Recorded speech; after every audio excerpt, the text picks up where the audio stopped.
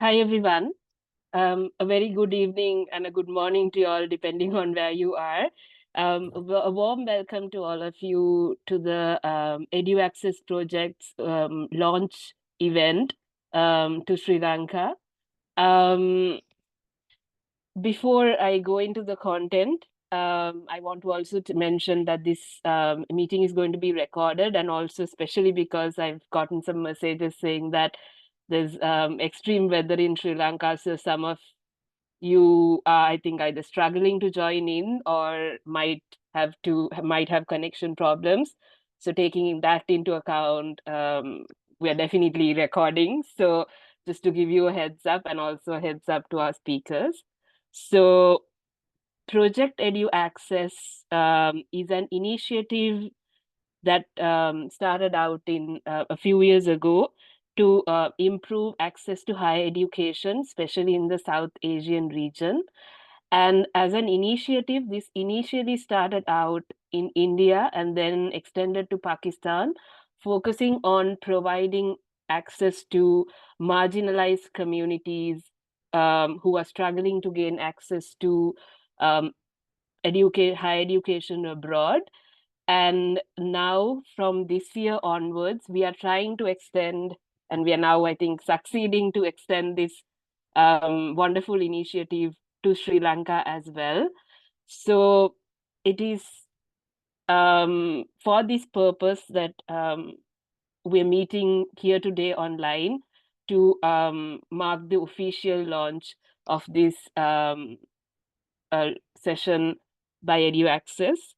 And as you all know, when we are applying to universities abroad from Sri Lanka, we face multiple challenges, and the purpose of EduAccess is to support and to scaffold y'all in this process of applying to universities abroad. And in the event today, we have two components. In the first component, we have our two panelists, Raaya Gomez and Minaal Wickremesinghe, who will explain to you all their experiences of applying to universities abroad in the US and in the UK. And they will also then tell you all what generally the application process and also the scholarship process looks like. Um, and then, so that's the first component of our event today. And in the second component, we, in the EduAccess team, we will tell you all, some of our members will come here to tell you all how EduAccess program will support you all through this process.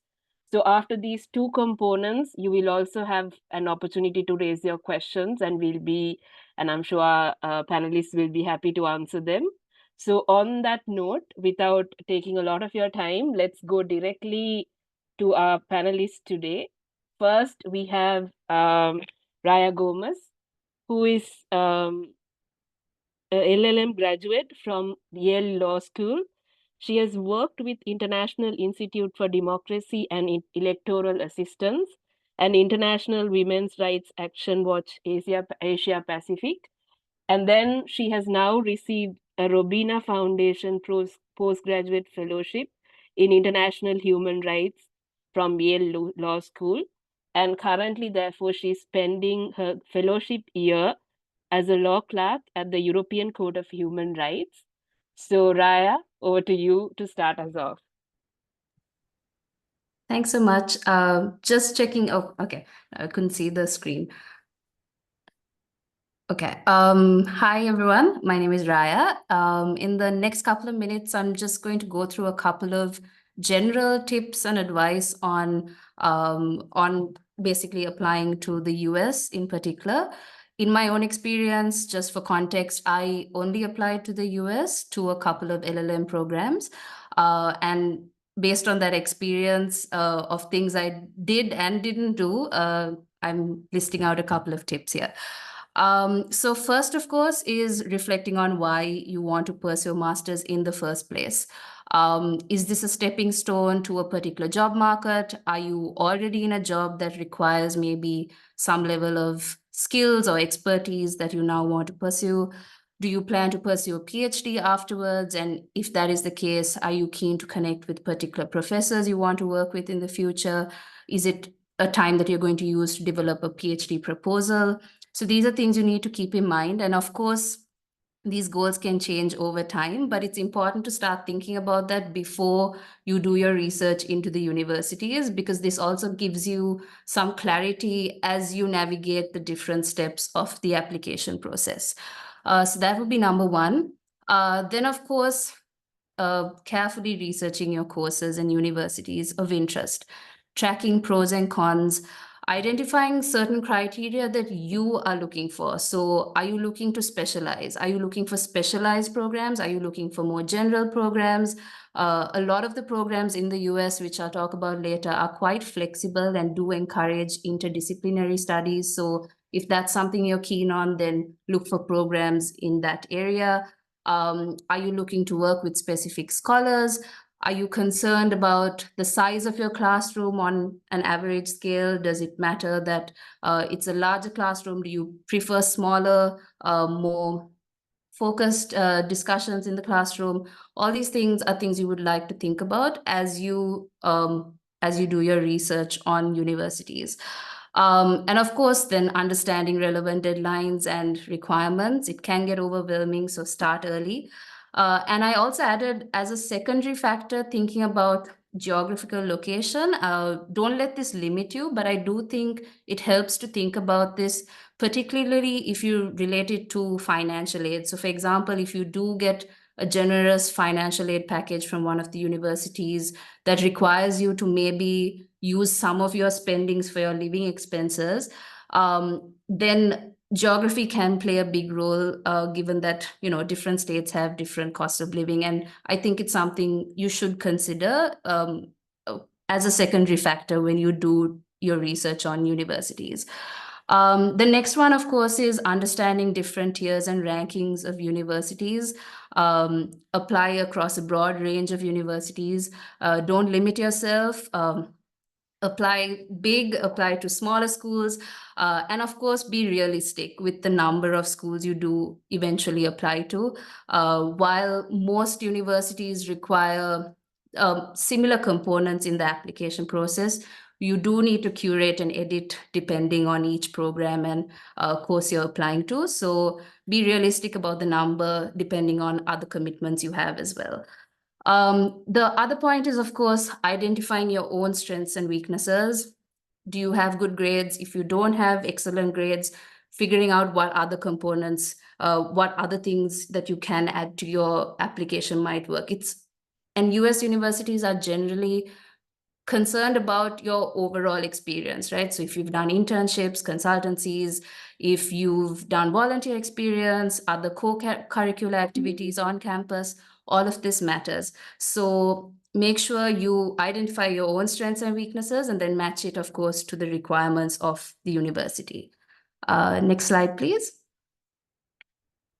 Okay, so then other couple of things that you need to keep in mind is the US university classroom is a very different experience to what you might have been exposed to in Sri Lanka, in terms of how you earn your credits, what types of evaluation you have, and in terms of, in my own experience, there is a lot of flexibility, and I personally enjoyed a general LLM because it allowed me to mix a lot of different things that I wanted to do. So I took a mix of exams, I did research and writing that was supervised under one professor. I did weekly assignments for some of my courses, and I did a clinic, which was something new and something I was very keen to do to get practical experience of how to apply theory, basically. And of course, research assistants with some other professors. So there is a lot of flexibility in a lot of the US programs, which kind of leads to the next point, which basically means that you don't have to stick to, you know, in the context of law, if it's an LLB, you don't necessarily have to do an LLM. If you're interested, you can also do something related depending on what your interests are. And this is where actually the first point I made about thinking about why you want to do an LLM, a master's in the first place is important, because there are lots of opportunities to take courses outside of the school you're attached to. And so don't limit yourself to the traditional track. The last point, of course, is one of the most important, remembering that your experience abroad is not just about the courses you take. It's also about the networking you do, the community you create around you, the friends you make, and of course, the opportunities that come thereafter. And for me, that has been one of the most important factors of my 9 months in the US, was the opportunities that came afterwards based on the connections I made with my peers and also with, of course, professors who I was keen to work with. I think, yeah, that's it from my end for now. But, oh, no, sorry. Okay. There's also, yeah, one more slide on common challenges. So, of course, the first is, and the most important challenge is usually the costs of tuition and living expenses in the US. So, securing funding, you need to start thinking about it early. If you're keen to apply to external scholarships, then you need to think very much ahead. Usually the deadlines are almost a year ahead of when applications open for the year that you want to apply for. Explore widely. There are lots of different options. And while some of these options, most common ones are, of course, Fulbright, Pure International, which I'm not entirely familiar with. And of course, the university funding options, which I think sometimes it's easy to forget that, because there's lots of different scholarships available from the university or a particular center that's attached to the university. So do your research ahead of time. And of course, this can also be a little overwhelming. I think there are also loan assistance programs. So in my own experience, I am now attached to a loan assistance program, which will help waive some of the loans that I've accumulated during my year of study. I would advise you to even just write to the financial aid officers of the universities you're interested in, ask to speak to them, clarify your questions on what funding opportunities are available. And more than often, they're very keen on responding to your questions, and they're incredibly kind, and they will give you the broad spectrum of options you may have. The next challenge, of course, is if you don't have very high grades, and maybe if you don't have a class, how that may impede some of your options.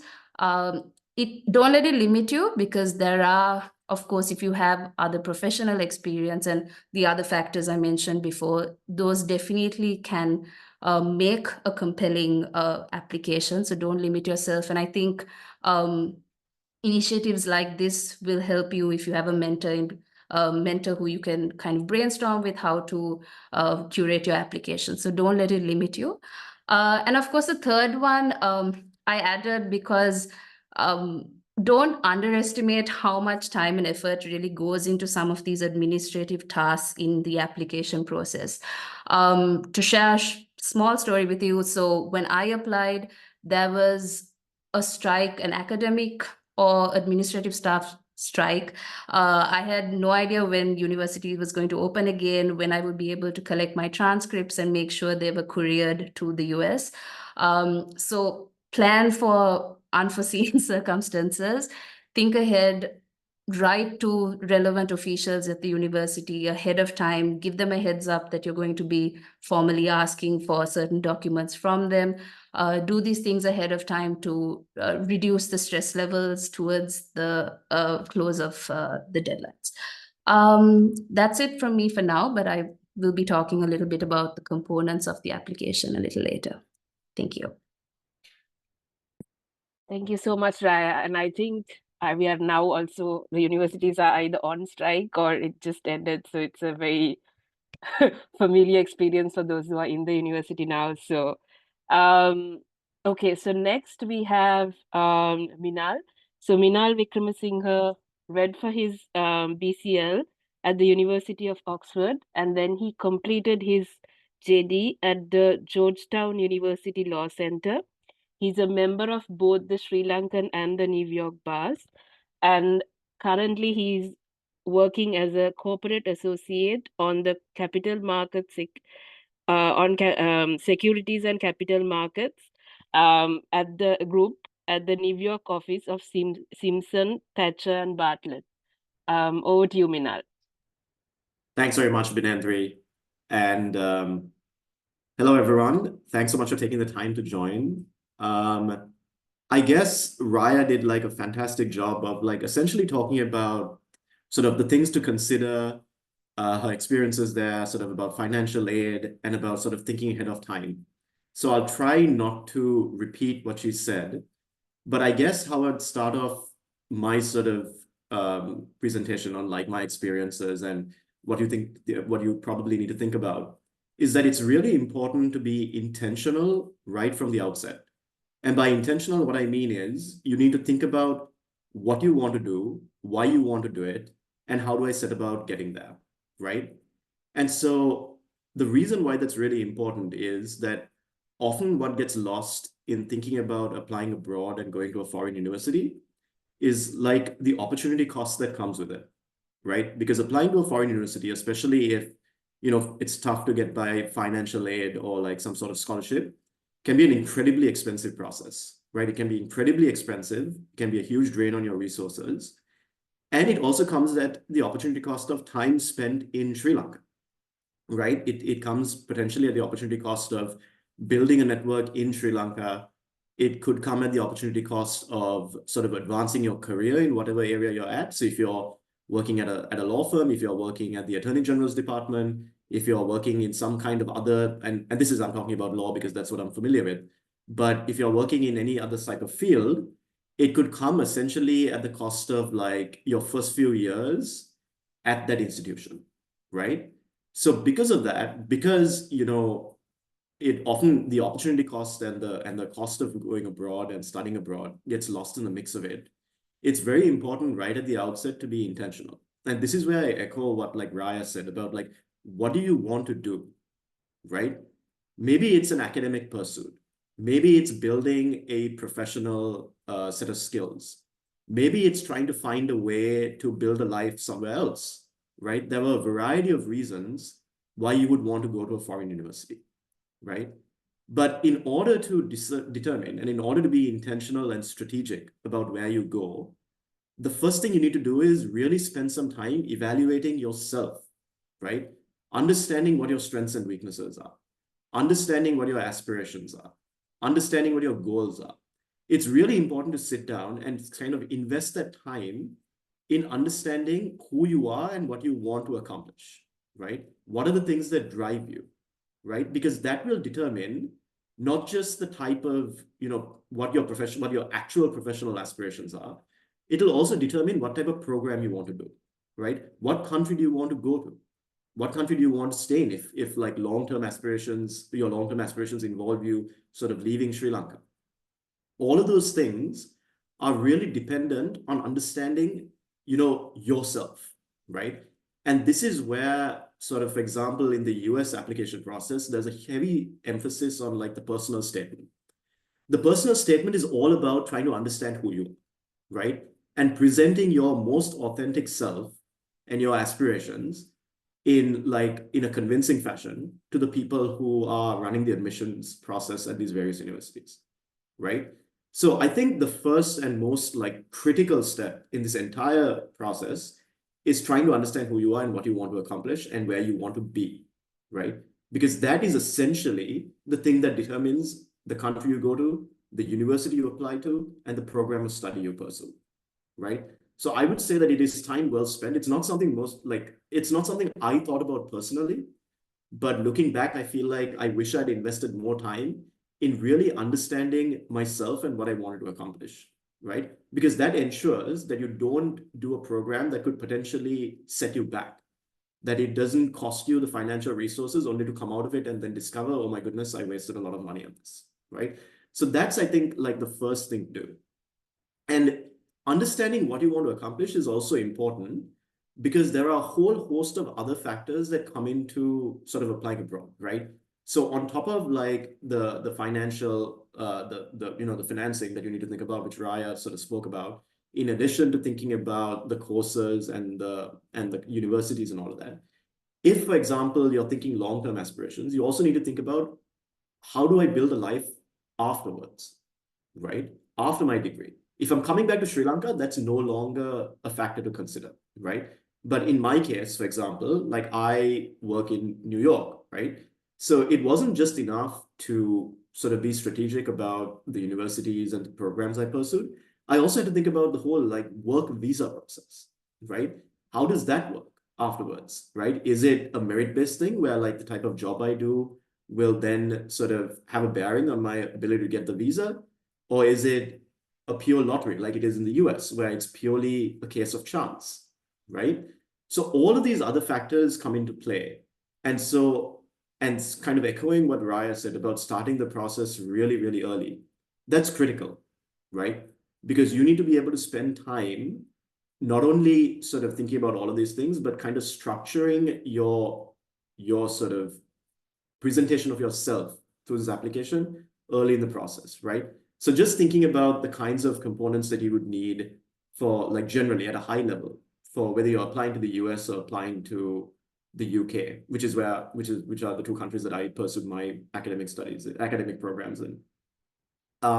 You need to think about your sort of academic grades, right? So that means being strategic in terms of not just like putting in the work when you're in university, but it also could be being strategic in terms of the courses you pick, right? Because, for example, if what you want to do is go into a highly competitive program, right, it's important to also pick courses that give you the opportunity to do well, right? Courses that play to your strengths, courses that don't have, for example, unusual personalities that might get in the way, right? Courses where you're assessed purely based on merit and things like that. So being strategic about the courses you pick, being strategic about the relationships you build, right? Because another huge component of this application process are the references that you get from the people who will like speak about your character, about your potential and things like that, right? So it's really important to very early in the outset, when you're in university, whether it is, well, whatever university you're in Sri Lanka, whether it's Jaffna or Peradeniya or Colombo or anywhere else, it's important to like early on be strategic about the courses you pick, about the professors or the lecturers that you build these relationships with, and about cultivating those relationships so that these people are able to speak to who you are in a reference, right? Now, before I move any further, it's important to sort of also caveat what I'm saying is like a lot of what like Raaya said and what I'll be speaking about, it might make the process seem like very daunting, very difficult, like very time consuming and challenging, right? And it's not really, but one of the reasons why it feels that way is because we don't have a system in Sri Lanka that kind of prepares us for this type of application process, right? This is something that's built into like the education system and the whole system that they have in like foreign countries, because this is how you get into university and it's like part of the normal process. In Sri Lanka, it's like very different. And so it's important to recognize that you're already kind of swimming against the tide, right? Because you haven't had that sort of system that you've grown up in trying to understand how you apply to these various universities. And that's why, for example, this program that Binendri and her team are sort of running is incredibly beneficial because it's kind of bridges that gap that does not exist in Sri Lanka, the gap that exists in Sri Lanka, right? So being intentional at the outset.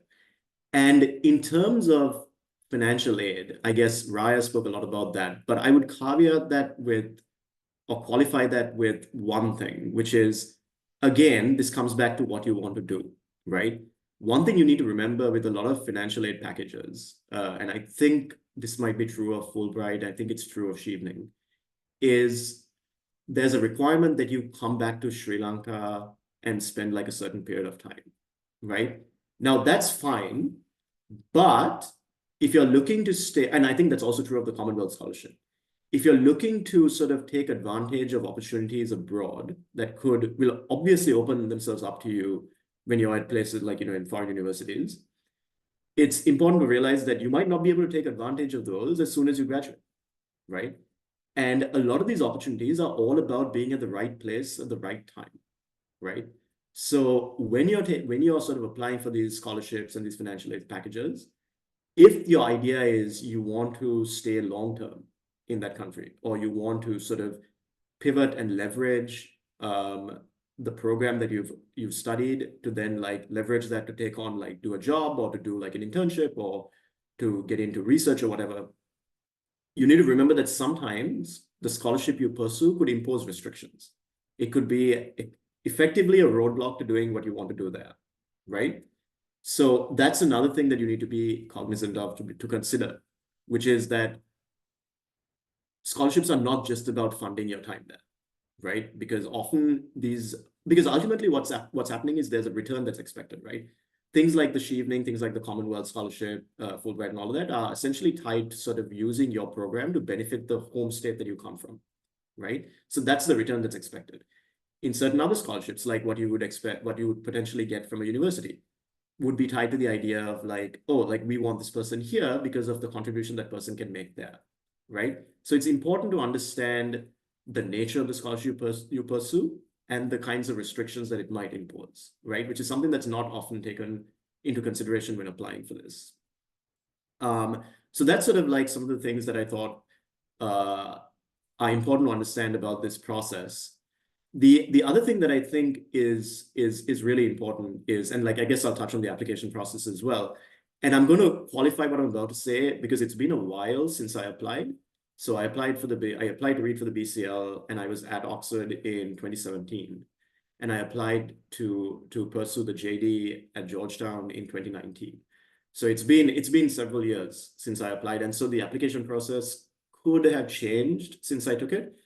Since I did them, but let me speak at a high level for what they entail.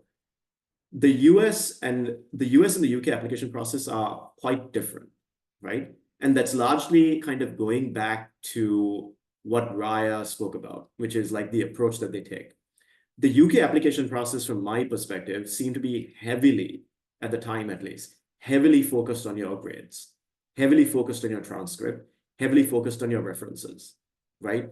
Because ultimately, and I actually reached out to people in the admissions office at Oxford when I was like preparing my application process to understand sort of how much weight they put on things like the statement of purpose or the personal statement, right? And I remember at the time, I think somebody told me like, oh, like, you know, they didn't tell me it wasn't important, but from the language that I got from the email, it seemed that it wasn't the most important component of that application package, right? So if you're applying to a place like Oxford, and I imagine this is probably identical for Cambridge, it's important to have really good grades, right? Or good GPA.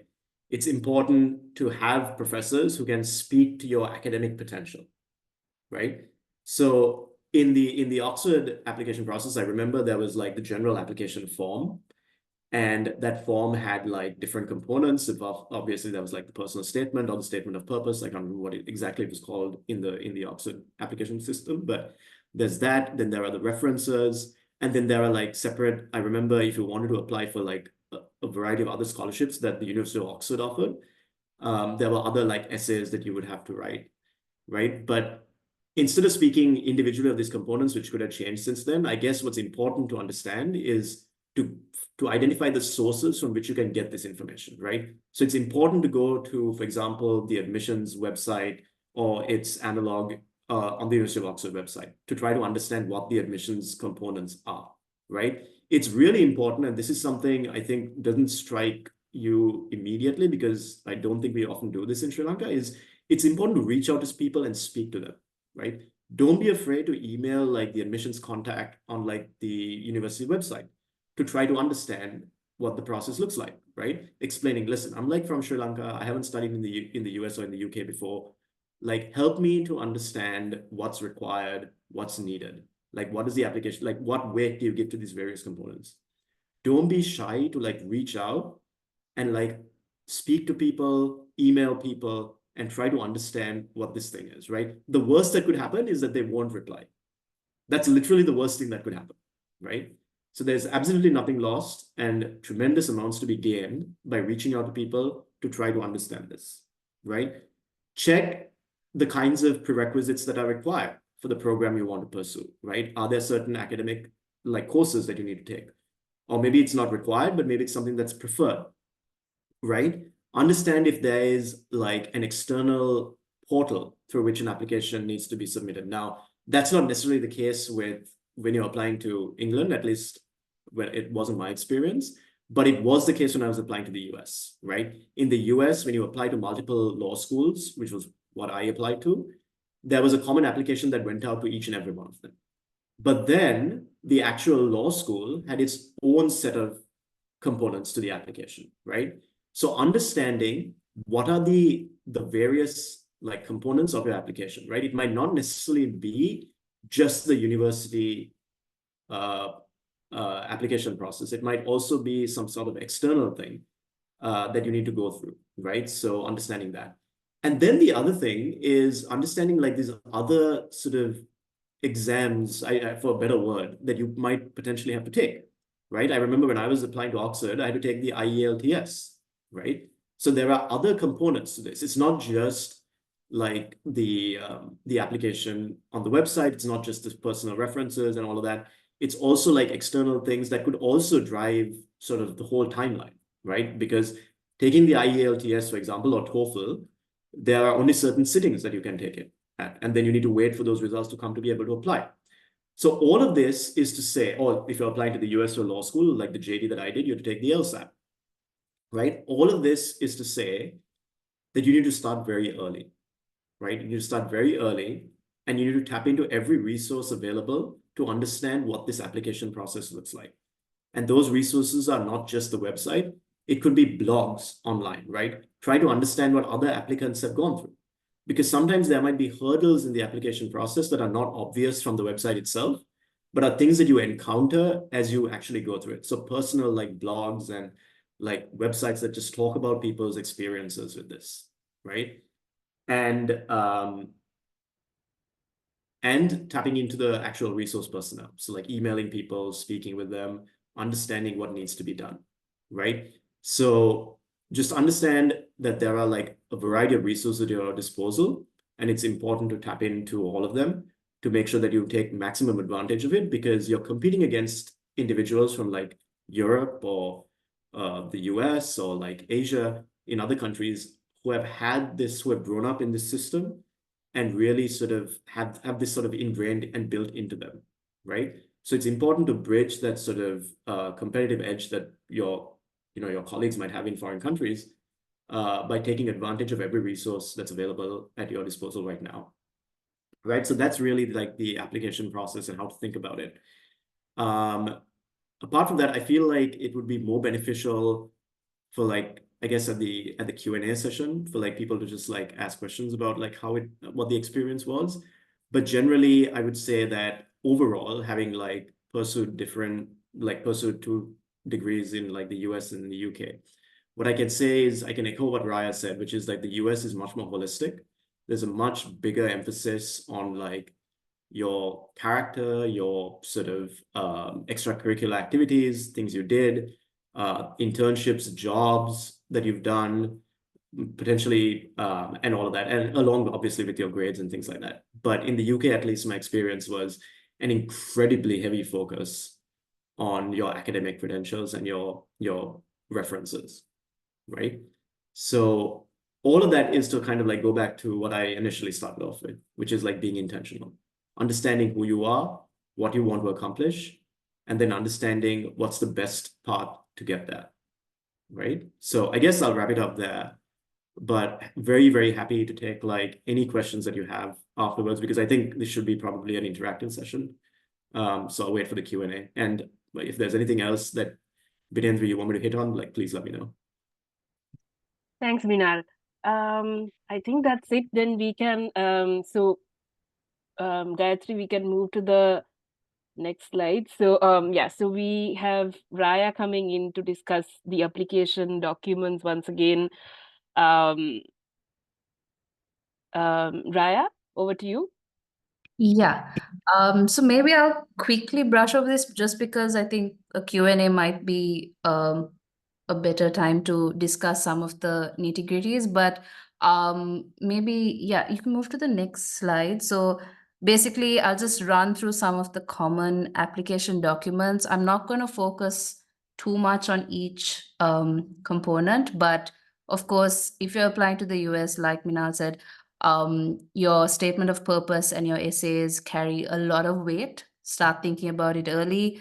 Get it reviewed by multiple people, depending on your timelines. I would also add that, if you are on a time crunch, limit the amount of feedback you receive just before your deadline. It can be overwhelming to have different types of feedback just before you're supposed to submit your application. So again, think ahead. Your CV, depending on the program, it helps to curate your CV differently. What you would prioritize, if you're prioritizing your internships and other professional experience, then put that first, then put your academic stuff second. But those are all just very technical things that that you would need to think about much later. But there's also writing samples, which I'm not particularly familiar with, but some programs might require you to submit writing samples. And usually I think that would be in maybe a specialized program. If you're doing a specialization in a particular area of law, other field of study, they might require certain writing samples. Next slide, please. Okay, so I'm just only going to talk a little bit about reference letters and how important reference letters are. I think it's one of the most important components of your application and to the UK and the US. Basically, be strategic with who you ask to write your reference letters. In the US, in my experience, a lot of the applications did require more academic references as opposed to professional references. So be strategic even with your academic references. Make sure it's not just professors who you've scored good grades with, but also professors who know you outside of the classroom. If you've done co-curricular activities under the supervision of particular lecturers or professors, approach them too. And I think this gives you a more holistic application if you have those perspectives coming in as well. So that would be my only other tip. And I would add to the references, don't be afraid to write to your referees and ask them to focus on specific things too. I think that really helped for me, having one of my referees ask me specifically what I wanted her to focus on really helped, because then you can write to all 3 or 4, however many referees, and tell them to focus on different aspects of your character, which again is useful to create a holistic application. So that's the one other tip I would give you, and happy to take questions after. Thanks. Thank you, Raaya. So the standardized tests, I think we all have to take TOEFL or IELTS depending on the country that you're applying for. But GRE, GMAT, the other specific standardized tests apply depending on the courses that you apply to. So I think LLM, BCL also does not require you to do those. But if you're applying for different other courses, that might be a requirement. And same goes for interviews, which is why we have those also in the slide, just to put a footnote there. And with that, let me now move to the second part of our program today. And that is going to be very brief, and then we'll get to the Q&A session, which I think the panelists are looking forward to also. So this is going to be where we introduce Project EduAccess to y'all, basically what this program is about and what it can offer to y'all in the process of either planning to or starting to apply to universities abroad. To do that, we have one member of our team, Gayatri Kaliat, who is a DPhil in law candidate at the University of Oxford. She's one of the founding members of the EduAccess project, who has been working hard at making this program a success every year. So Gayatri, over to you. Thank you so much, Binendri. Always very, very kind with your words. Hi, everyone, and thank you so much for joining this session, even though it's pretty late, I suppose, in Sri Lanka at the moment. I'm going to be as quick as possible with this part, so you can ask all the questions that you have about the application process itself to the 2 wonderful speakers who really very systematically went through all the steps and all the things that you'll have to worry about when you're applying to study abroad. I just wanted to take a moment to introduce Project EduAccess. So we were launched in 2021. And one of the key things that we do is run graduate mentorship programs, primarily across South Asia, because we realize that very often it is important to be a part of certain networks in order to have the kind of knowledge and information one needs to make these applications successfully. And I'm sure, like, just from listening to Raaya and Minaal speak about their own experience and go through all these documents, you have learned a lot about what the process is going to look like. And very often, this is not information that you will just find in one place ready for you to access, right? But individuals with experience are people who are, that sort of a repository of knowledge. So there's a lot of value in having one-on-one mentorship with things like this. And this idea and this recognition is what sparked Project EduAccess. We initially started our operations in India, and we continue to operate in India primarily for students from marginalized communities. And last year, we expanded our operations to Pakistan in collaboration with the Oxford Pakistan program. And this year, excitingly, we are launching the graduate mentorship program in Sri Lanka as well. So there are 4 key interventions that we usually adopt at Project EduAccess. The mentoring, counseling, role modeling, and information advice and guidance is what is directly relevant in the context of the graduate mentorship programs. But apart from that, we also do a lot of capacity building and leadership skill development sessions. And we also advocate with both UK and US universities about the possibility of adapting admissions processes to take contextual information about especially students from marginalized communities into account. But to quickly introduce you to how successful our graduate mentorship programs have been over the past 2 years, we've managed to support a total of at least 1,000 mentees, both across India and Pakistan in the past 2 years. And we've run a whole range of online as well as in-person workshops, both about specific aspects of application processes, but also more general sessions like the one today, where you're basically given a lay of the land when it comes to making applications to study abroad. And through our sessions, both in person and online, we have managed to reach more than 50,000 students in South Asia so far. And over the past 2 years, several of our mentees, nearly 300 of our mentees received offers. Between them, they have more than 500 unconditional and conditional offers. And quite a few of them also received some of these big scholarships that Raaya and Minaal mentioned earlier, like the Chevening and the Commonwealth.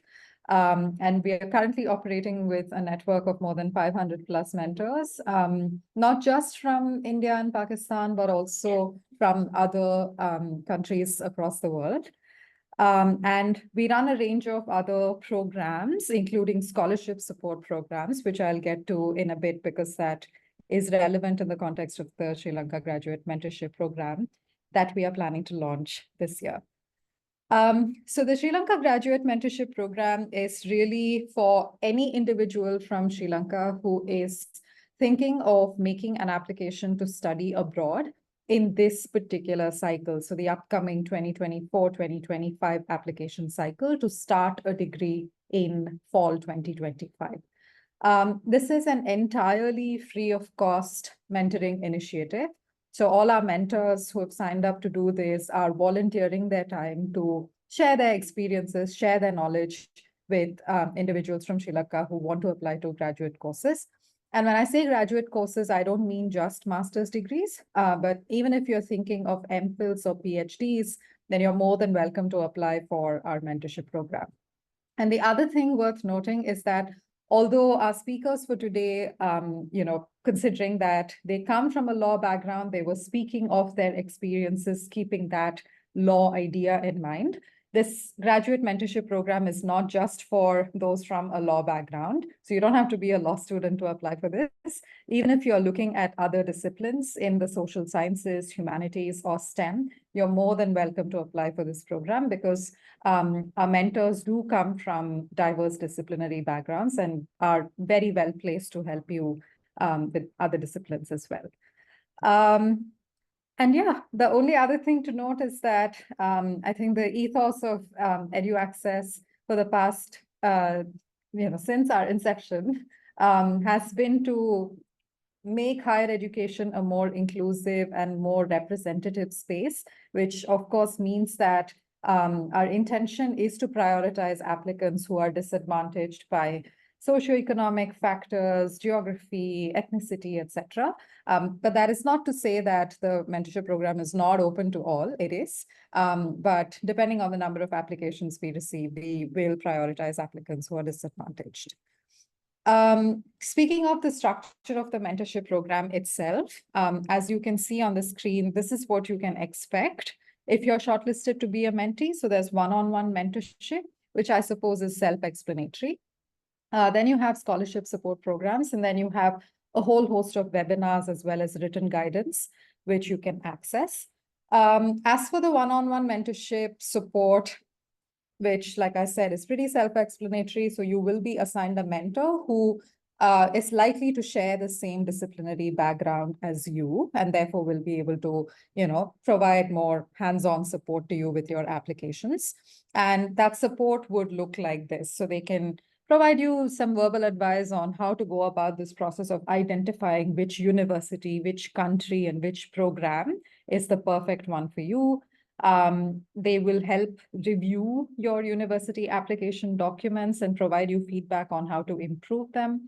In case there is an interview process as part of your application journey, then they'll be more than happy to advise you on how to prepare for that interview and maybe do a couple of practice interviews with you just to give you, some sense of how it might go. And finally, they'll give you some pastoral and general support, because I feel like with this whole process of, making applications to universities abroad, it can be very, very anxiety inducing. And no doubt, like, especially when the deadlines start piling up, there's no doubt that it's going to be a little stressful.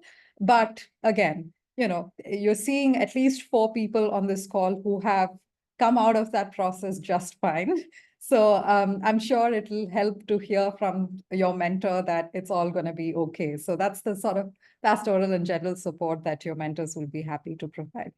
But apart from this one-on-one mentorship, we also do scholarship support programs. And by that, I mean that we offer tailored support in respect of scholarship applications.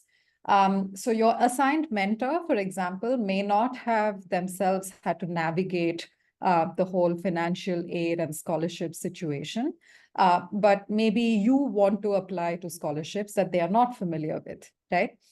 This is precisely why we curate these programs as a separate element, and we bring together folks who have experience with certain scholarships and get them to run webinars specifically about the scholarship, like explaining the eligible requirements.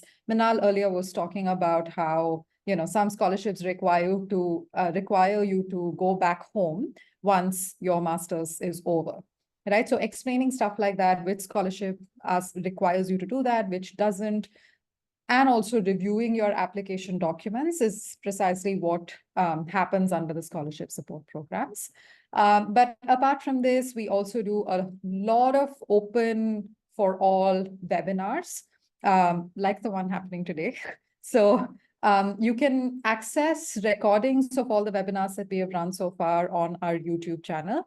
But I should offer you a disclaimer, which is that, our operations so far have been in India and Pakistan. So quite a few of the webinars may be tailored to that country context. But at the same time, I think there is general information that is relevant for everyone as well. So the webinars, for example, on the Chevening Scholarship, on the Commonwealth Scholarship, on the Rhodes Scholarship are relevant for you as well as individuals from Sri Lanka. So please don't hesitate to join these if you ever see us talking about them.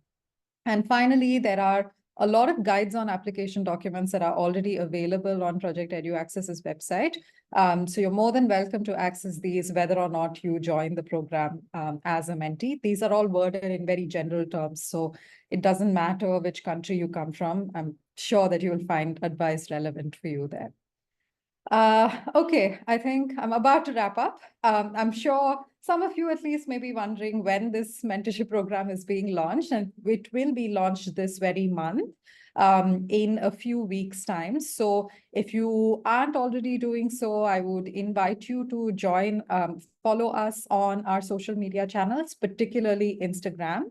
So you can find us as at Project EduAccess on Instagram. So when we are ready to launch the graduate mentorship program, we will post our application form there. And once you fill it, we will be in touch with you about joining us as a mentee.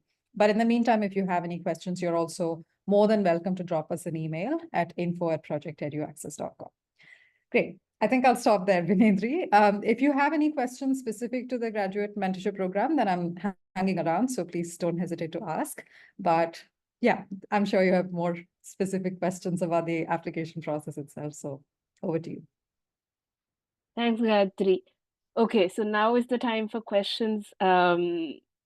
You can either post your questions in the chat box and I'll read it out to the panelists as required. And then if any of you want to speak up, you can also do that. I'm sure Raaya and Minaal are very happy to respond to any of your questions. So yeah.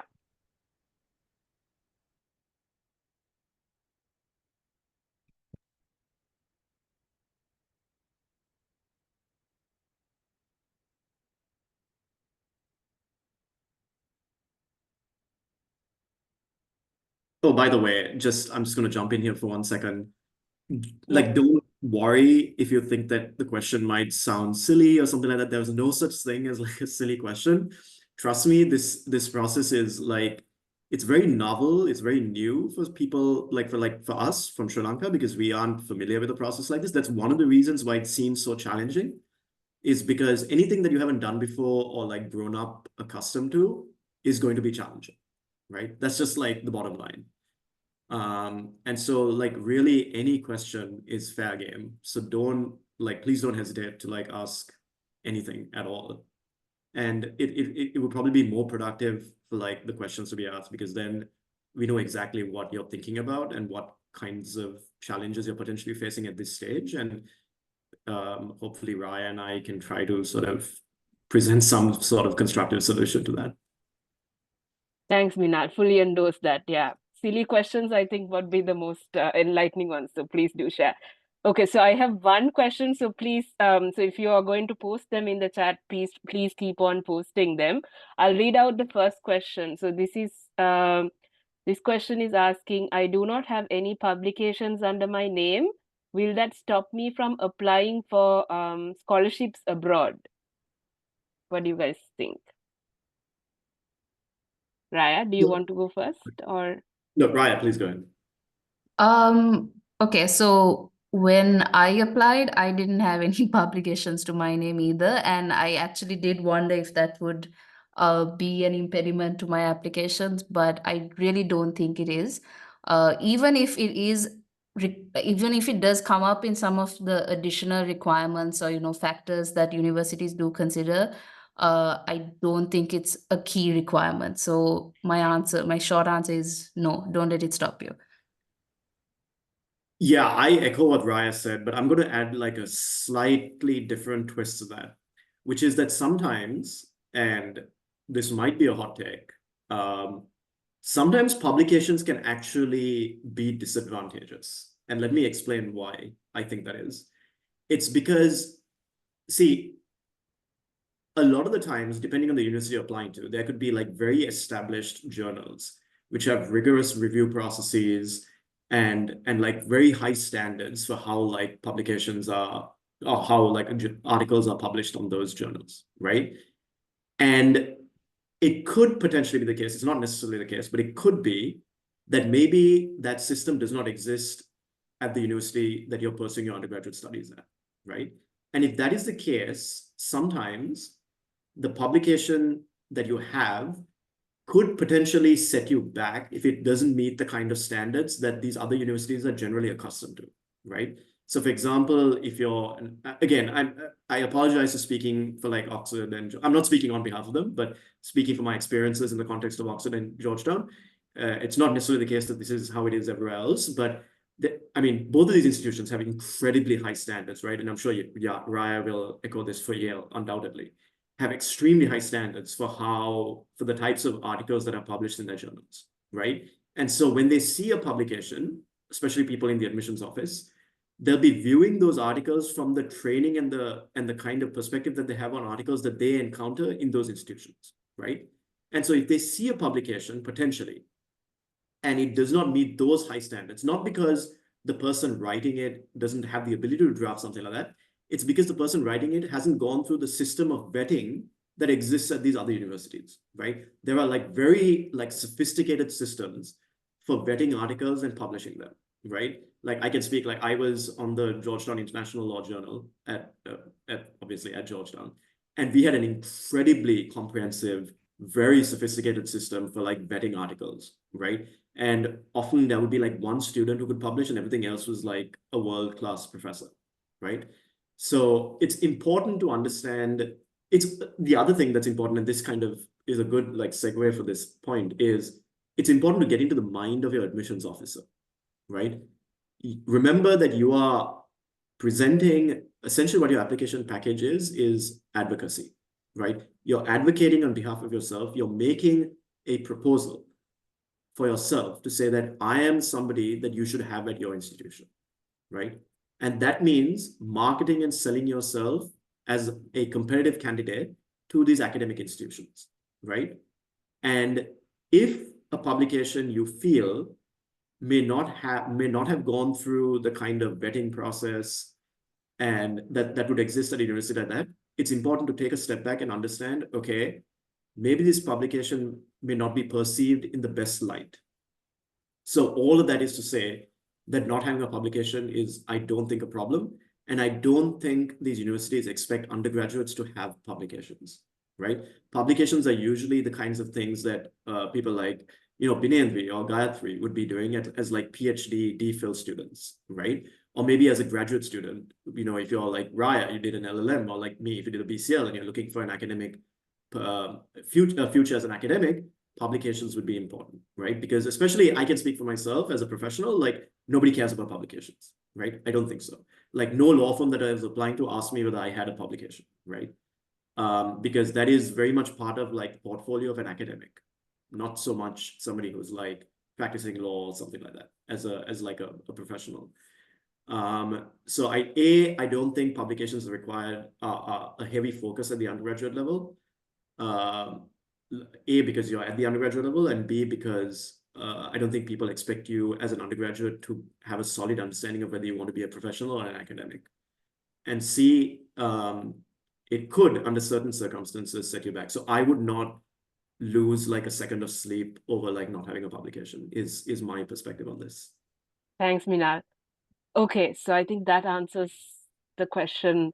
So the next question is, can you please give us some common tips regarding the research proposal preparation, how to make it attractive enough to achieve a scholarship? So I think at the outset, so research proposal, I mean, because you have not, the question does not specify what it is. So I guess for masters, depending on the school, you may have to write an essay, or not necessarily a proposal, but I think more like an essay. I think Raaya and Minaal can speak to from their respective experiences. But of course, if it's a PhD, then we have this requirement of a research proposal. So maybe Raaya and Minaal, you can share the LLM JD requirements on research proposals, and then maybe Gayatri and I can take up the PhD one. Raaya? Sure. So again, there were obviously different requirements depending on the university you applied to.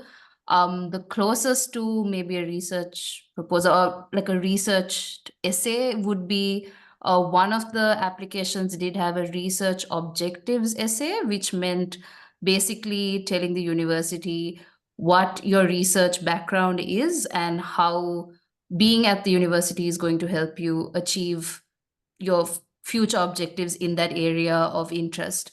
Again, when I applied, I didn't have one particular area of maybe law, human rights that I was interested in. There were a couple of different interests, and I don't think you should let some of these requirements stop you from applying, even if you don't have one very clear goal in mind. Of course, it's important to have a clear overall goal, but I would say, yeah, I mean, I think it just depends on the university. I think I can't really give too much very structured advice at this point without really knowing what the requirement is, but there are ways to go about it, even if you don't have one particular research agenda in mind when you're applying. Thanks, Raaya. Minaal, do you have anything on research proposals you want to add? Yeah, so I'm trying to think back to my BCL application. I don't think there was a specific component on research proposals for it. Right. I don't recollect that. And I'm fairly confident that there wasn't a research proposal component to the JD either, because the JD is kind of like the LLM is like a graduate program. Obviously the DPhil and the PhD. The JD is more of like a more advanced LLB kind of, because it's geared for people who are like looking to become lawyers in the US, right? It's the US law degree, which happens to be a postgraduate degree, right? So I don't think there was a research proposal component to that either. However, when I was applying for when I was applying to read for the BCL, I remember that I did incorporate certain aspects of what I wanted to study when I was doing the BCL. And that was largely because, unlike the JD, the BCL is, again, like the LLM, a graduate program, right? And so I wanted, the admissions officers at Oxford, and also, and this is another thing, I guess, which is like unique to Oxford and Cambridge, I guess, is you're also writing for the college you want to get into, right? Now, the college does not have so much of an impact at the BCL level. It has much more at an undergraduate level, and I don't think too much at the DPhil level either. But I wanted to, I really badly wanted to get into like the college that I went to. Like, I was at Magdalen. That was a very important interest preference for me. Like, I wanted to be there because I liked the college and all of the other advantages it offered, like housing and stuff like that. And it had like its own law library and stuff like that. And so I designed my application to like not just talk about what I wanted to study, but tailored that also to showing why I would want to be at Magdalen, right? Because Magdalen would have like tutors who were like in that area. Not that I would necessarily learn from them, but I would be interacting with them, having meals with them and things like that. So all of that is to say that I don't think there was a research proposal component to either one of my applications, but I did weave aspects of a research proposal into my statement of interest. Yeah, so basically that is to say, I guess, at the master's level, if you're worrying about that you have to write a research proposal where you're proposing to conduct a research onto an area, that is not going to be the case, definitely for law, or most probably for law. And then, but if you're applying for MPhil or PhD or DPhil, that is where your research proposal really becomes your key document. So if you're applying for the master's, you don't really have to worry. You will have to produce a piece of law writing. So, I mean, going into my Harvard application also, there was a personal statement, and then there was a law writing component, which was essentially a law essay. So at the master's level, what you expected would be an essay. But of course, if it's a PhD or a MPhil, that changes. Gayatri, do you think we should say something about the, maybe you can go and take that question on like research proposal tips for PhD, maybe very briefly, because I feel like the preparation, at least for me, has been a 2-year process. So I feel like that's going to be a session on its own. But Gayatri, Yeah. if you have anything. I mean, just very briefly, yeah, like Vinendri was just saying, I think it does take some time to develop an idea to the point where it's ready for PhD research. Because when we talk about PhD research, it's not a simple short-term project, right? It's a long-term. You're going to spend at least 3 to 4 years if you apply in the UK, or even more than that if you apply for a PhD in the US.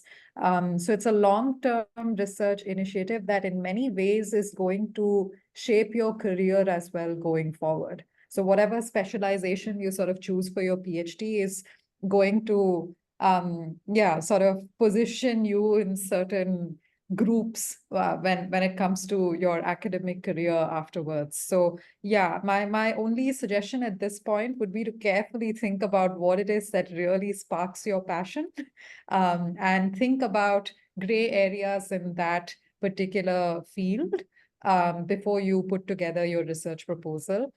Read a lot, because like one of the things that you will be expected to do in your research proposal is to identify literature that already exists on that topic, and then tell what the gap in that is and why it is that your research questions are going to be able to fill that gap, right? So reflect a little, read on existing literature for starters, and then you'll be able to put together your PhD proposal. In my opinion, the most important things to flag would be very clear research questions, which I think it's perfect to put them in the form of questions instead of, being too descriptive. Narrow them down to the extent possible and identify them. Identify the significance of your project, right? Why is it important to think about these research questions? Then you do your literature review, explaining, okay, this is the state of literature, and what I'm going to talk about is going to be like a new thing, because it's important to show that there is a novel contribution that you are making through your PhD, right? So explain that. Yeah, and then you'll have to, at the end, also explain your methodology. So exactly, is it for lawyers, is it a doctrinal project, or if it's a social legal project, then what research methods are you planning to use? So you're going to have to briefly explain that.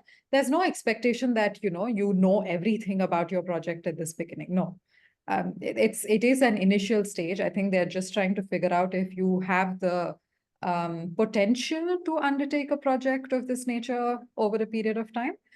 So it's okay even if things change massively after you start a PhD. So don't worry too much about, perfecting it. It's not possible to perfect a research proposal. But yeah, I think that's about it. And I don't know, Vinendri, anything that I've missed?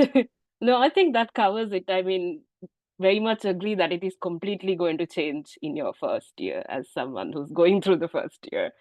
But also, I guess the research proposal, I mean, one thing I'll add also is that writing as simply and clearly as possible that you can do, I think it carries a lot of weight, because I think when you write simply means when you have really understood your area, your subject. So that would be, I think, the tip that I would add too, but endorsing everything that Gayatri said. So then, so the next question is, if I get rejected from the first round, will that affect me in the second round?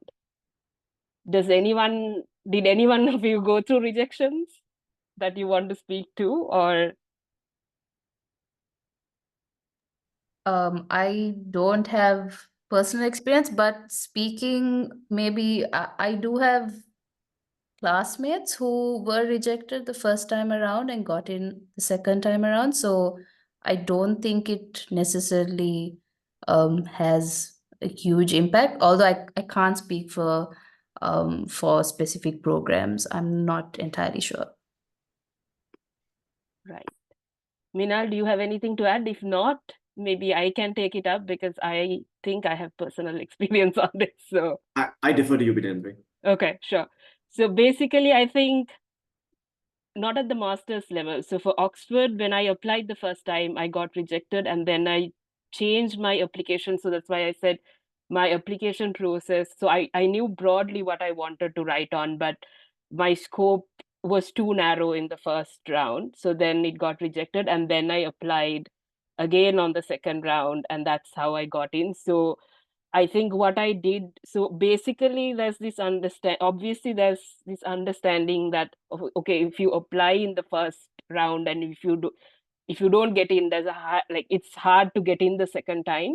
I think that is because if you don't change substantially your application, how you present yourself in the first round and the second round, then you're essentially presenting the same things, right? So then there's a higher chance of you not getting in the second time also. But speaking from experience, because my research proposal, this is at the PhD level, so research proposal was my main document that I was submitting. So because my research proposal's scope changed drastically or substantively, let's say, during the first round and then the second round, and then I think I presented that in my research, my application, and also I think one of my referees spoke about it in detail, how I changed from this year to next, because she was my she wrote me the reference in both the years. So going back to what,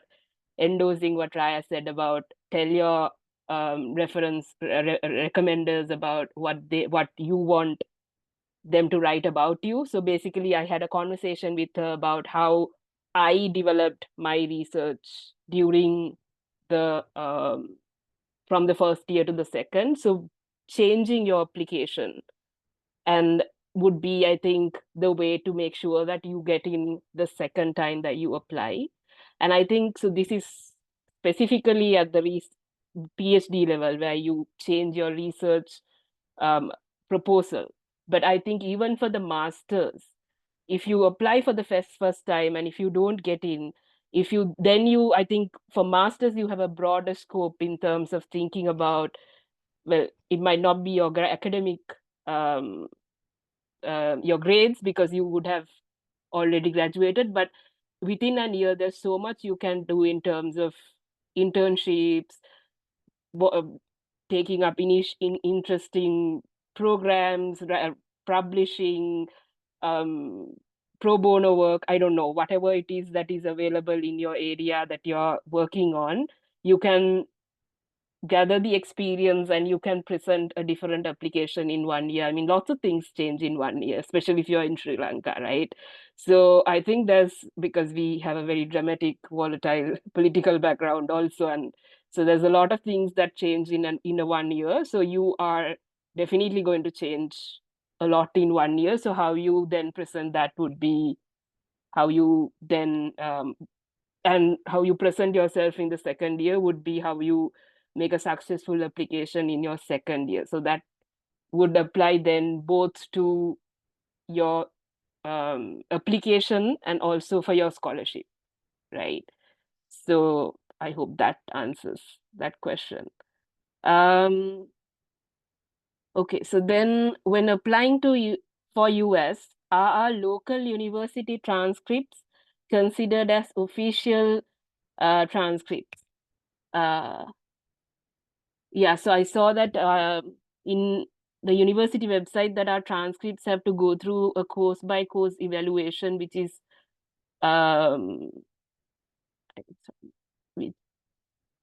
yeah, so basically asking whether the official our university transcripts will be accepted as official transcripts. Minaal? Yeah, so that's a really interesting question. So the thing I can speak about Colombo, I don't know how it is with other universities in Sri Lanka, but in Colombo you have you have this system where you get one type of transcript with your letter grade, but for some inexplicable reason they don't disclose your actual raw marks, right? Now, when you have to apply abroad, the university, I think for the I can't remember whether this applied to Oxford as well as Georgetown, but at least for one of those institutions, the transcript had to go directly from the university to the institution that I was applying to, right? So I couldn't take the transcript and hand it over to them. So for example, I couldn't take the transcript from the university and then courier it myself. It had to go straight from the university. In Colombo's case, it was College House. It had to go straight from College House to the academic institution. I forget whether it was Georgetown or Oxford, or maybe it was both. And the transcript that they send from Colombo is the transcript that has the raw marks. So like 75 out of 100 or 85 out of 100 or whatever. The transcript that you get into your hand just has the letter grades. So A, B, whatever, right? So as a result of that, the transcript that the university considered official was what came straight from College House, which was with the raw grade. And that was considered official. There wasn't any other type of transcript that they were looking for. But they would not have considered the one I sent as being official because that didn't have the raw marks. So that's just from Colombo's perspective. I don't know how that changes at Peradeniya, Jaffna, Runa, and other places, but at least in Colombo, there are like two types of transcripts because they don't want the students to see the raw marks, which is an interesting system. Yeah, thanks, Minaal. Raaya, I think, well, you went through the same process, right? Is there anything you want to add? Not really, but there's maybe one other additional thing that I kind of made sure happened was one of the universities I applied to asked for a letter of rank. So I think like what rank you were in your class or in your batch. And I was worried that that won't be reflected in like my application documents. So I did ask the administration to write a separate letter stating rank. And I did advise other classmates who applied after me also to do this, and ask them that they add this to those raw grades and then seal the document. And I actually watched all of this happen because I was so anxious about the courier not getting it and stuff. So I just watched College House transfer this sealed document to the courier that I had got, and yeah, basically added that. But yeah, that was my experience as well. Thank you. So I guess the same, I think, and coming from the university perspective, I think you, for law, once again, because I'm also in law, so so generally the schools in US and UK both accept official transcripts when we follow the process and anxiety-inducing process that Minaal and Raaya just explained. But I think for Australia, for example, you need to do and go through an additional step of getting your courses, I think at least the syllabus approved by the department, our department officially, our faculty officially. But that is something the Faculty of Law is aware of, and that they do that for you. This is because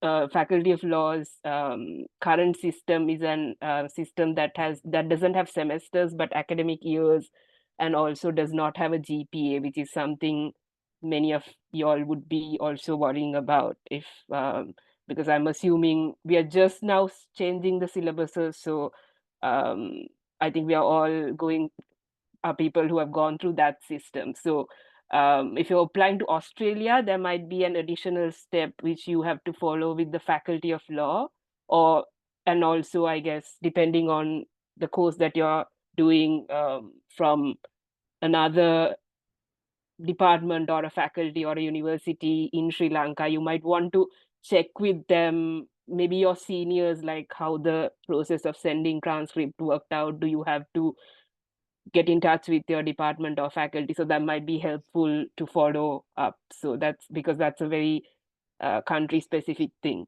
So yeah, so then the question is about the classes.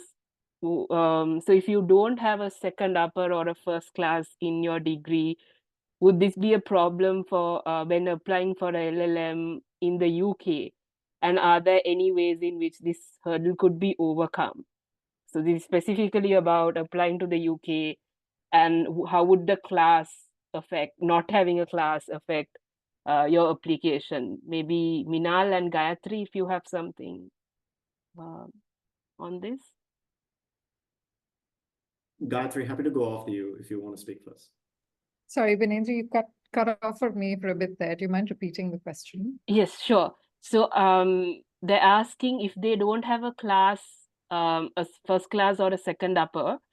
Well, in Sri Lanka, it's also extremely rare to get these classes from state universities, if I may add.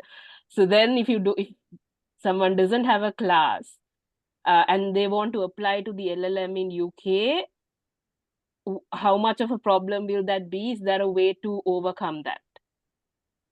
So I think it depends on which university you are thinking of, right? Yes, it's true that universities like Oxford and maybe even Cambridge have, these very specific requirements about falling within, the top of your class or whatever, which would effectively translate to, having a first class honors or whatever, depending on which country you come from and what title they use for the degree. But that's not true for a lot of other universities in the UK. Like a lot of the universities and colleges in London, for example, don't have a similar requirement. So you can look at courses at I don't know, SOAS, even outside London, like at Leeds, Manchester, Edinburgh, all of them don't have this requirement of having a first class honors. So even if you're not meeting that specific requirement, I think you should be fine. You'll still be able to apply for those courses.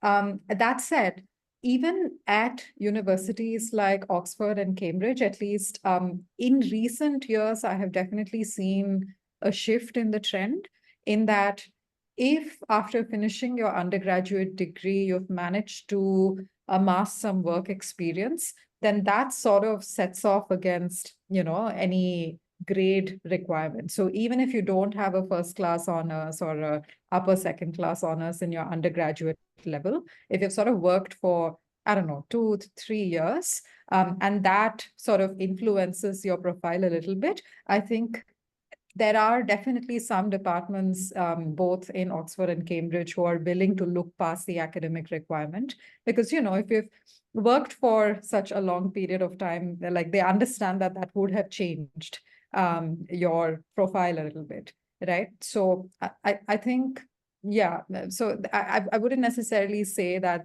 it somehow means that you can't make an application to these universities. So there are ways to overcome it, and largely it is through, improving your profile in other ways. So largely work experience is where I've seen things make a difference. But I think like even stuff like, I don't know, extracurricular engagement, like publications, etc., may make a difference. But yeah, that's some sort of a shift in trend that I've seen in recent times. Thanks, Yeah, Gayatri. Yeah.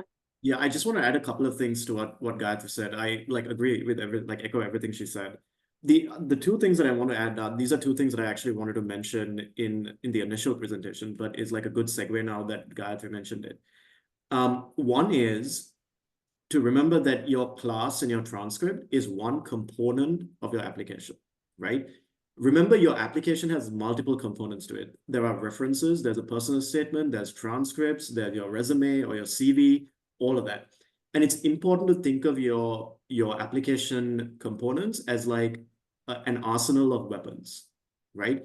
Each component of your application should be hitting one strength of yours, right? So your transcript will speak about like your academic competence, your academic history. So it's important not to sort of repeat that in some other aspect of your application process, because if you do that, what you're essentially doing is you're wasting one weapon that you have to be able to get into these universities, right? So for example, if your transcript says that you had, I don't know, a second upper or second lower or first class, and one of your references or one of your referees, one of the people who writes a reference also talks about, oh, like this person had a first class, you're essentially wasting a component of your application, right? Because that is where it comes back to that earlier question about like, how should I think about my referees and kind of building those relationships? You want people to be able to speak to another aspect of you that would not come out in the other components of your application, right? So think about your transcript as like a reflection of your academic competence, your references as a perspective that people who have interacted with you have of your character and your potential, and your personal statement as your one way of directly communicating with the admissions officer, right? So this is something I get asked pretty frequently by people who ask me for like advice on applications is each component of your application is its distinct entity, right? Each one is targeting one aspect of who you are, and it's important to leverage that. And so that goes back to not having a class.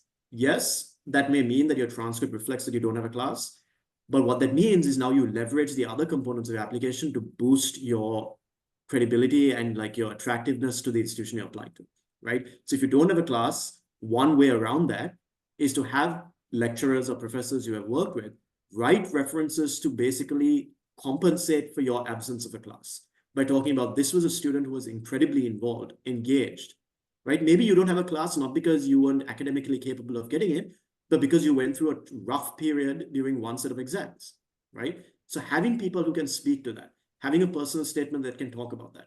Not like a week, 1 week component in your application package is not fatal to your application. It will be if you don't take advantage of the other components, right? So that's like one thing I wanted to mention. The second thing is what Gayatri said about like, oh, it might be the case with Cambridge and Oxford, but it's not necessarily the case with other universities. And that goes back to like, it's really important not to restrict the universe of options that you apply to, right? There's, at least from my, and I can speak for myself and like for some of the people that I kind of know fairly personally, there's a tendency, I think, in Sri Lanka to focus too much on like the Oxfords and the Cambridges and the Yales and the Harvards, right? And as a result of that, you close yourself off to all of these other universities. But what's important to recognize is that it's important to get a foot in the door, right?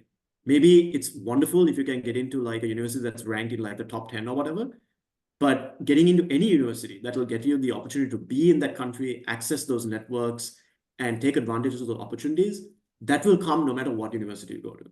So don't shut the door on lesser known universities in Sri Lanka, because they may be lesser known in Sri Lanka, but they may be extremely well known in the areas that they are strong in, right?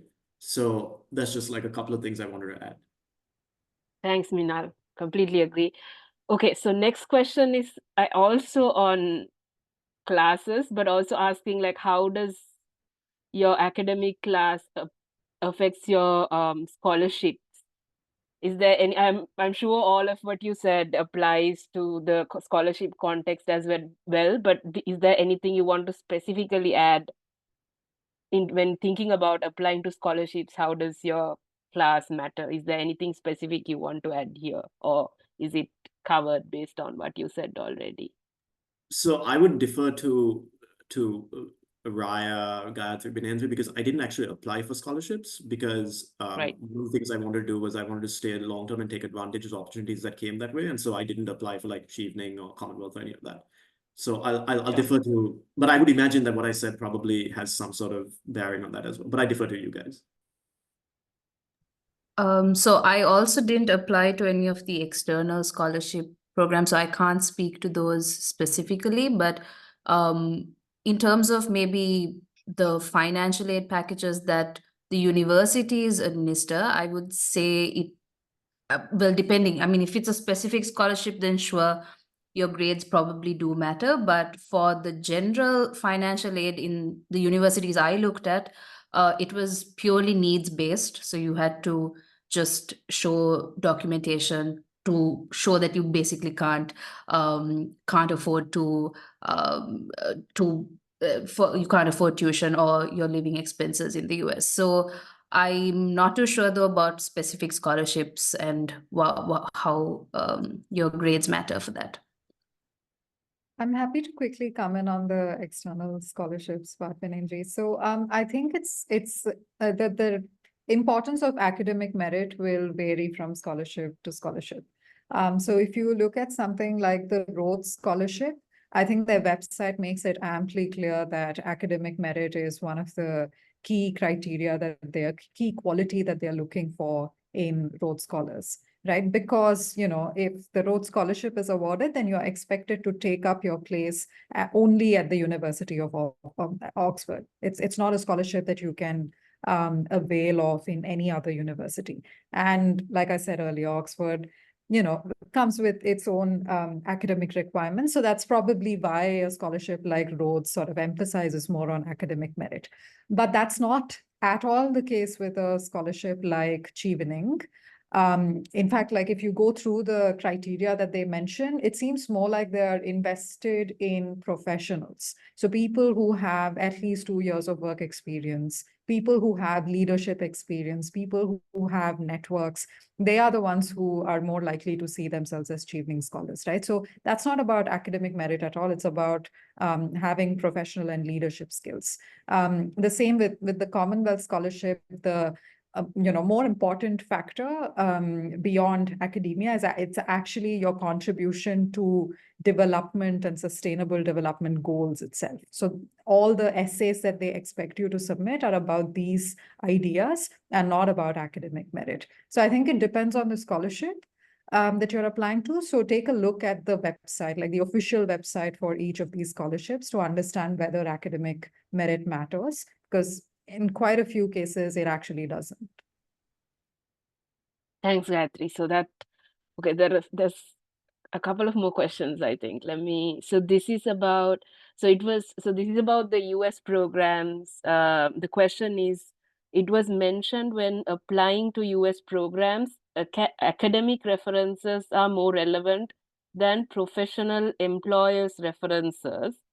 Would having only one professional reference letter or having none be disadvantages? So I guess how many academic references, how many professional, if there's not any professional references, how would that affect, do you think that affects your application? Raaya? Do you want to go first? Sure, I'll just quickly say that, well, sometimes universities do specify exactly how many academic references they want and how many professional. Personally, I think it does make sense to have both. And I mean, you can obviously decide how many of each, but I do think it's important to give you a more, a holistic profile. It does help to have a professional reference as well. Yeah, I agree with everything that Raaya just said. Just a couple of things to add. One is, if you have, so I guess I'll start with this one. This is like one of those things where it would be helpful to reach out to the admissions officers and ask them, like, how is this viewed, right? Do you think a professional reference is necessary? Is it valued? Would, a mix of academic and professional references count? Like, that's something that you want to like reach out to them and check with, because it could differ from program to program and from institution to institution. That's the first one. The second thing is, and this I think as like a general like rule, is if you have like, if you've worked, like you have like, let's say 1 year work experience or something, and that will be reflected in your resume, it could potentially raise a red flag if you submit an application and there's nobody that you've picked as a reference from the workplace, right? Because I'm just thinking as like, if I were to put myself in the shoes of an admissions officer and I see a hypothetical application that has, excellent grades, and this person has worked for like 1 year or 2 years or whatever, and I have these glowing reviews from professors, but no reviews at all from people you work with. And by people you work with, I mean like your superior or like your supervisor or whatever. The first thing I'm going to think is, oh, maybe this person didn't have a great time at this job, right? Maybe this person was really, really good at like studies and taking exams, but probably none of that translated into the workplace. Now, what you want to do is now none of that might be true, but what you want to do is make sure your admissions officer doesn't think like that, right? And so in a situation like that, I think it probably makes sense to have at least one professional reference, for the simple reason to avoid any unnecessary questions being asked, right? So I think, because ultimately it's important to understand what the references are doing, right? The references are ways in which the admissions committee can look at how people you've interacted with on an academic and professional setting, how they think about you, how they view you, right? And they want to see that in the academic context, and depending on the program, they might want to see it in the professional context. Now, I would think that for something like the BCL, I think the academic references carry much more weight given like everything we've discussed so far about like academics being like the primary factor in a BCL application. But for the JD, I know the professional references mattered a lot, right? That was very important because the JD, unlike the BCL, is a professional degree, right? So they wanted to see my academic competence, but they also wanted to make sure that, you know, from a professional perspective, that I was not like, that nothing was inconsistent with what people were saying about my academics. So yeah, it depends on the institution, depends on the program. Think about putting yourself in the admissions officer's shoes, and finally, definitely reach out to the admissions people and like check with them how they view this. Yeah. Thanks, Minaal. Gayatri, do you have anything also to add? Okay, cool. All right. So there's, I guess, a couple of more questions. So moving on. So this is a long question. So, and about like your contribution back home, like, and the consideration that goes in, that is given by the universities abroad. So I'll read it out.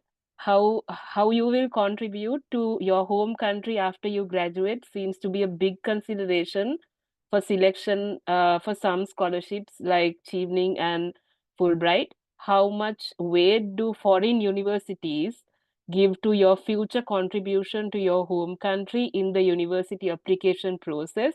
What do universities look at when you speak about your future plans, I guess, more generally in the personal statement SOP? So I guess it becomes more and more general. So if you can maybe speak of, I guess, how much weight does your contribution to your home country counts in your application process, and also then maybe say a word generally on how you mention your future plans in your personal statements, SOPs. Who wants to go first? Minaal? I can jump in. Yeah, I think this is a great question. And it's a difficult one because the thing that makes it difficult is it requires you to lay out your like long-term plan for your life, right? And it's kind of almost like unfair because people's plans are not set in stone. They change. And especially if you're somebody from, you know, like Sri Lanka and like you go to a foreign country, your plans could radically change when you get there, right? Which was my experience. Like my entire trajectory changed when I started doing the BCL. Like everything changed, like what I wanted to do, my aspirations, my interests, the areas of law I was interested in, all of that radically changed when I was doing the BCL.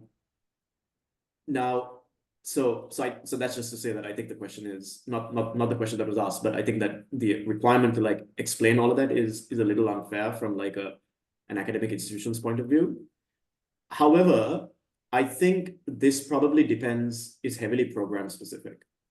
I think if you're doing a graduate degree like an LLM or a BCL or something like that, or any graduate degree for that matter,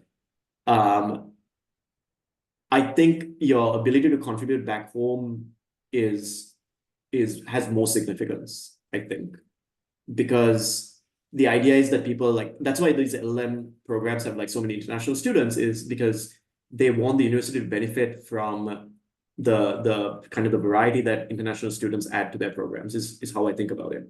And also the university wants to be affiliated with people who will then take that knowledge and go back and implement change in their countries, right? So the University of Oxford benefits if Binendri takes a DPhil and comes back to Sri Lanka and becomes a leading academic, right? The University of Oxford benefits from that. Same with Gayatri or with anyone else. And I think that's a bigger focus at like the graduate program level. I don't think that was the case with the JD, because think about what the JD is, right? At least I'm speaking for the JD because that's the other degree that I have. The JD is a professional degree to practice law in the United States. I can't imagine that the admissions office at Georgetown for the JD program was thinking, what is Minaal going to do when he goes back to Sri Lanka? Because if they were thinking that, they probably would not have admitted me, right? Because they'd be like, why does he even need a JD, right? So I think it depends on the program you do. It depends on the composition of the class that they take in for these programs and what because always think about it, right? Like universities may be non-profit, but these institutions are looking to gain something from its students as well, right? either through publications or through being affiliated with successful students or through being affiliated with change that happens elsewhere in the world. So it's important to understand all of those things. So I guess like the bottom line is, I think it depends on the program you're doing and the level at which you're doing it. So I think it would matter more at like the graduate level than it would at the professional or at that level, is how I would think about it. Thanks, Minaal. Raaya? I don't really have anything to add. I echo everything Minaal said, and I do think it is important to highlight the contribution you want to make back home, even if it's in the long term and you're not entirely sure what short-term plans look like. It is important to mention the contribution you're going to make back home in your application. Gayatri, do you maybe want to speak about how this affects in the specific context of scholarships? Yes. So as far as I know, this is one of the most important criteria for selection for the Commonwealth Scholarship in particular. I think, in fact, if I recall correctly, the website very clearly indicates that, your contribution, particularly to the development sector of your home country, impacts whether you receive the Commonwealth Master Scholarship or the Commonwealth Shared Scholarship. So there are two routes, and I'm actually not too sure if individuals from Sri Lanka can apply to both. I imagine they can, but yeah, please do check the website. And I think what's useful is also the fact that the Commonwealth Scholarship website very clearly indicates on what parameters, like what indicators they are looking for when they want to assess this. So the development impact question, for example, so they expect you to explain how your plan for studying abroad, be that for a master's or even maybe the Commonwealth PhD scholarship is also available for students from Sri Lanka. So you'll have to explain the extent to which your study plan is relevant to the development sector in your home country. How is it actually going to contribute to, any specific development goal within your home country? What are the expected outcomes, you think? So by doing this PhD in, say, certain area, exactly how is that going to translate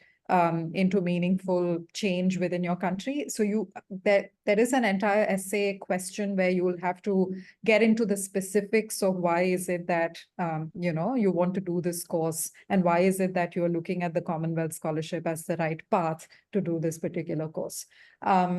So yeah, I think I'm going to take you back to what I said in response to the previous question, which is take a look at the official website for each of these scholarships and see what they're asking for. And the other thing that I will do in a moment is link both the recordings for the Commonwealth Master's Scholarship Workshop that we ran last year, the Commonwealth Shared Scholarship Workshop that we ran last year.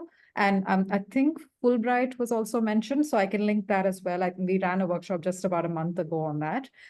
So just if you don't want to go through the website, just, listen to these recordings in the background. At some point, that question would have definitely come up, and you'll get more clarity on that by watching these recordings. Thanks, Gayatri.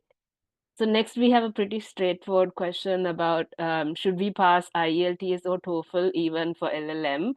I think I'll just answer it. So yes, you have to, I guess generally speaking, yes, even if when you're coming from Sri Lanka, the general understanding is that if you're going to the US, generally it's TOEFL, otherwise it's IELTS. You have to fulfill that requirement. Only thing is that some universities, if you have studied your undergrad degree in English, you can request a waiver. But so I think Raaya also, if I'm not mistaken, we are both people who did TOEFL before we went for our LLM, right, Raaya?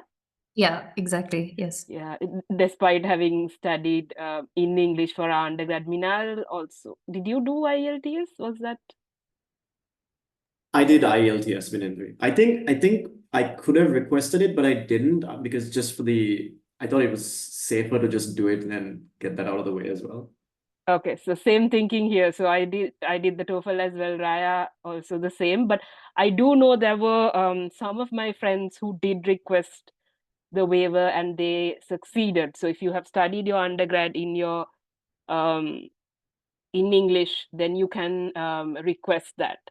And also, I guess TOEFL, also IELTS, I think, but definitely TOEFL expires in 2 years, which means when I applied for the PhD and got in, I had to once again do the TOEFL and prove that my English skill has not expired. So you might have to, if you're planning to do one of these tests, you might also want to match it up with you have to make sure that you apply for your university before the test expires, is how it works. So for LLM, obviously, there's a certain, you will be required to achieve a certain score in the components, and there will be a different requirement in terms of scores for your PhDs. So but it's generally a yes. So, wait.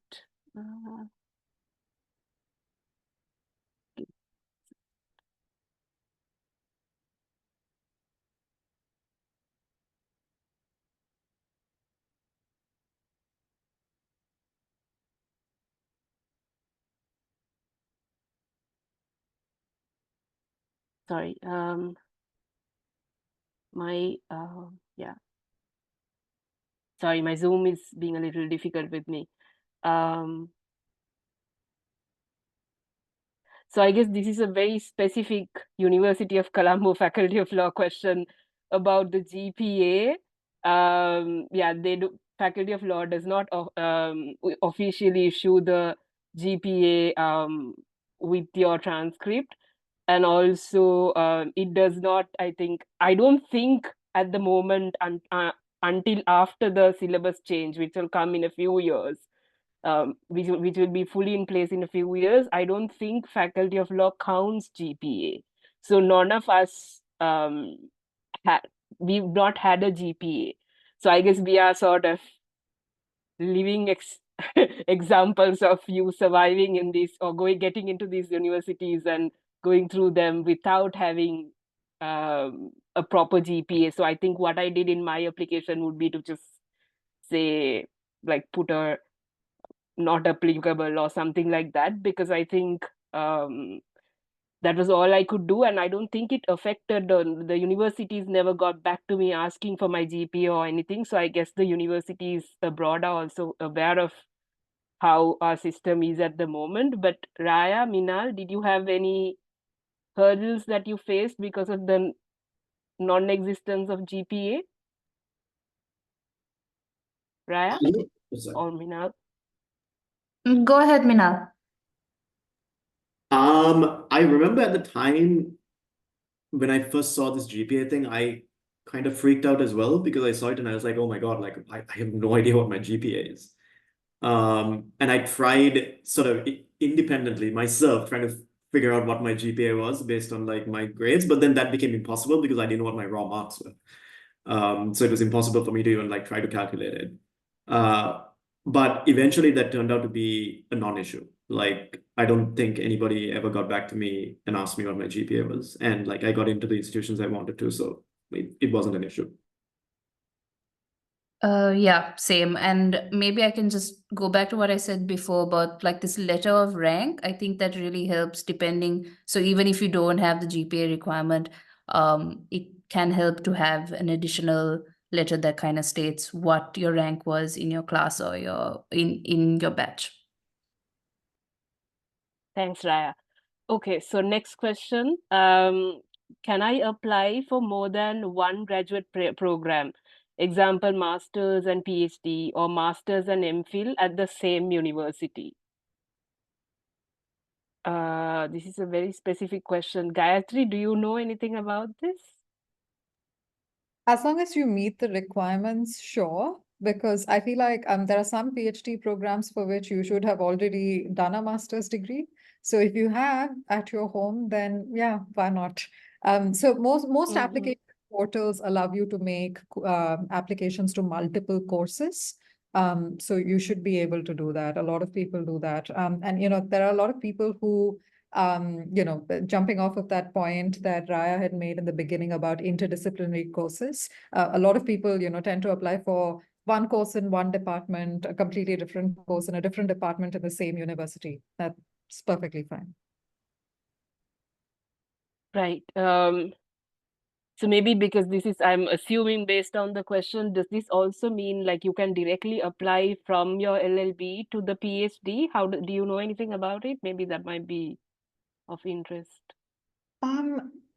So I have actually not heard of any, within the legal field, I have not heard of any university where you can jump straight from the LLB to a PhD, to be honest.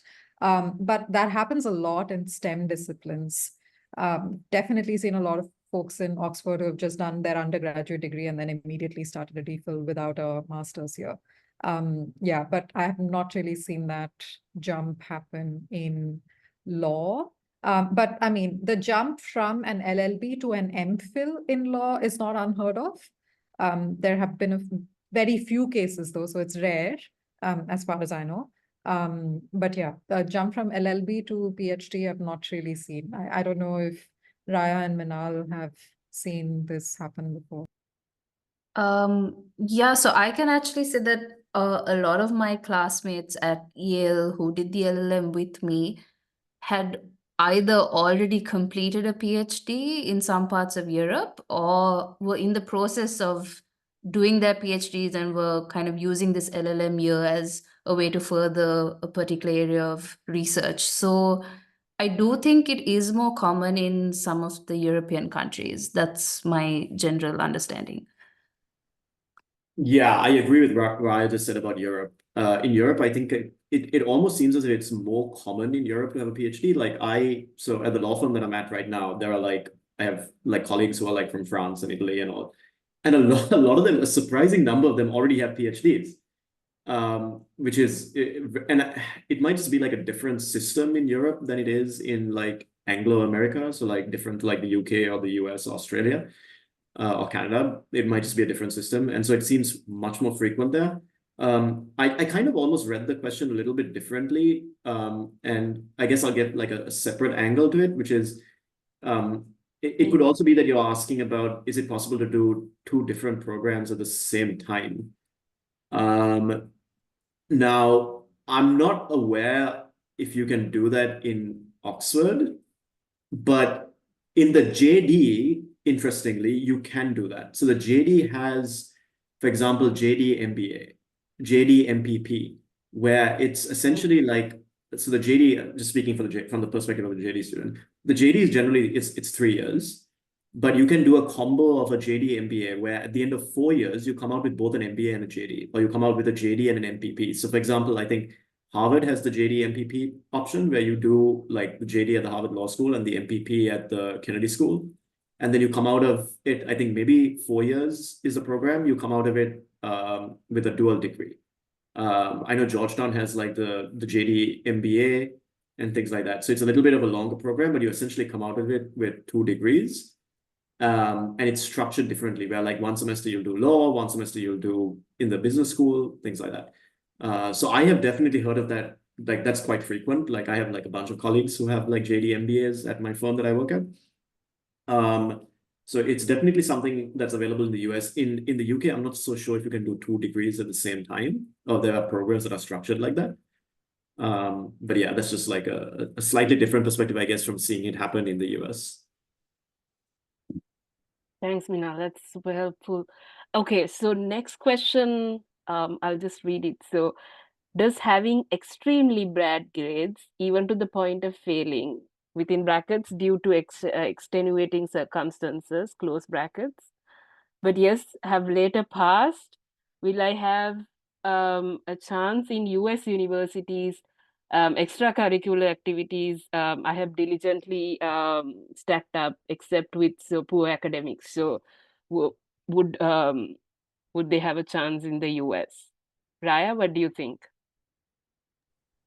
I think it kind of goes back to what also Minaal mentioned earlier about, your academic record being only one component of your application. So, I mean, yes, you would have to do some research into specific programs, and maybe some programs do highlight that you need particular grades for getting into that program. But I would say I don't think it should limit you. And you can, and also, like I think Gayatri mentioned, you can back it up with professional experience, internships, even if it means applying once and then not getting in and then applying again later on in life with a little more professional experience, that works. So I would say it shouldn't limit you even in the US. And the US does care a lot about your other activities apart from your grades. So I don't think it should limit you.